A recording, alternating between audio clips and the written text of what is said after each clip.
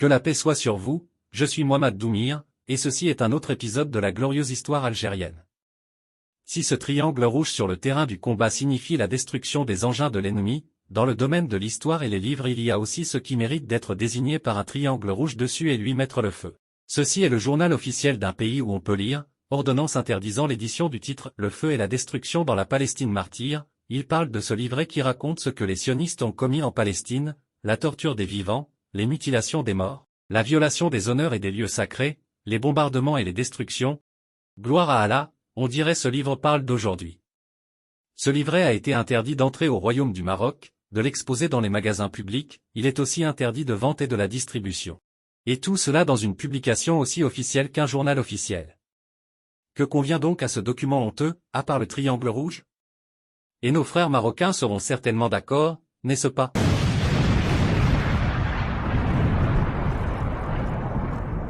C'est la même chose pour le deuxième document où on lit un ordre interdisant l'édition du titre « Aider la Palestine » et son entrée dans la région française de la Yala al-Sharifa, on ne sait pas d'où lui vient son honneur si elle interdit d'aider la Palestine. Donc cela signifie qu'on est d'accord de considérer ce document comme émanant de l'ennemi et donc nous pouvons lui mettre un triangle rouge dessus.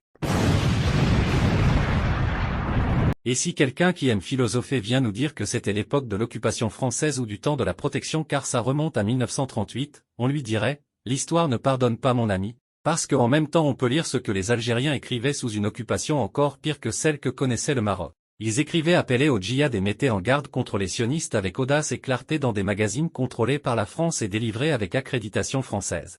Examinons maintenant quelques pages du journal algérien Al-Oumma qui remontent aux années 1930, et lisons ce que l'élite avait écrit dans ces journaux pour le lecteur arabe de l'époque. Dans le numéro de juin 1935 nous pouvons lire: l'Angleterre combat la volonté de Dieu en Palestine, une nouvelle conspiration juive. En février 1938, on retrouve la Palestine à la une d'un article où on peut lire que le moral du peuple palestinien est toujours élevé malgré toutes les injustices et formes d'épuisement infligées par l'armée britannique aux populations, et que la collision qui s'est produite entre eux et la police et les soldats témoigne de leur bon moral et que leur empressement à défendre leur pays a intensifié. Et en septembre 1936, sur la première page on pouvait lire la blessure de la Palestine et des nouvelles de son djihad. Et dans le numéro suivant, celui de novembre 1936, l'article critiquait l'imam d'Al-Azhar en disant qu'il est censé être en colère pour les musulmans chaque fois que quelque chose de grave leur arrive, il est censé être attristé par leur chagrin s'ils sont touchés par un mal quelconque. Mais alors que tous les scholars de l'islam du monde étaient en colère pour ce qui arrivait aux musulmans des Anglais et des Juifs, Cheikh Al-Maraghi, imam d'Al-Azhar et de l'islam, était silencieux et ne parlait pas. En janvier 1937 on trouve dans la presse algérienne, la Palestine arabe musulmane est gouvernée par l'inspiration d'un gang caché à Londres.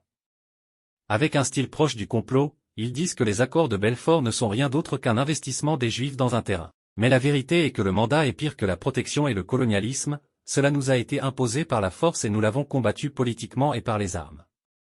Ils envisagent d'évacuer les Arabes de Palestine et d'en faire un royaume juif. Dans le numéro du mois d'août 1937, le journal a été presque entièrement consacré à la question palestinienne, et disait aux Anglais: vos solutions basées sur la force sans aucune vérité ne servent à rien. Et ça c'est un appel au président de la conférence islamique algérienne. Durant le mois précédent, de juillet 1937, nous lisons un long article dans le même journal en solidarité avec la Palestine et sensibilisant contre le projet dangereux pour réprimer son peuple. On pouvait y lire que malgré le calme des populations et alors que tout le monde vaque à ses occupations, le gouvernement juif palestinien s'occupe exclusivement à arrêter les gens, les exilés, enfermer des centaines dans les prisons et les centres de détention sans accusation. Cela termine notre tour dans la presse écrite de l'époque, nous espérons que cela ajoutera à vos informations historiques.